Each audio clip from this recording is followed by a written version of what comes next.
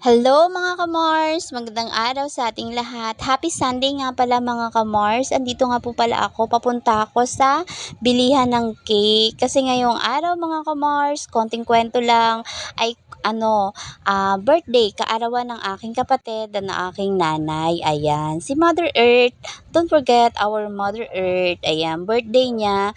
Dapat bukas pa. Pero sinelebrate na namin today kasi nga mga Kamars ay Monday tomorrow. May mga pasok na ang kanyang mga junanak, ang kanyang mga junakis. Ayan, ang aking mga kapatid ay may mga pasok na sa trabaho.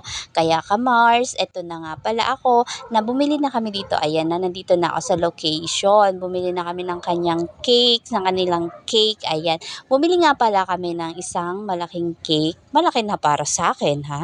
Ayan, sinulat na yung mga ng kanilang mga pangalan. Ayan, yung pangalan ng kapatid ko at ng aking nanay. Ayan. Ito na nga pala yung ibang mga produkto ng Goldilocks. Baka naman. Ayan. Ayan yung kanilang ibang tinitinda. Napakasarap niyan. Alam mo yun. Favorite ko dyan yung macaron tsaka yung pulburon. Ayan mga Kamars. O diba nakikita nyo naman. Ang sarap-sarap niyan. Yan. Kulang na lang pambili mga Kamars. Ayan nga po. O diba? Ito yung pulburon. Sarap niyan. Yung cookies and cream na pulburon. Ayan nga mga Kamars. Ito na nga pala ang kanilang cake. Yan, makikita nyo. Chocolate nga pala ang aming nabili, mga Kamars. Ayan. Tapos ito, may kinukulit pa yung mister ko dyan sa counter. Pero sabi ko nga, okay na kasi. Ayan. Ayan ang kanilang cake na dalawa.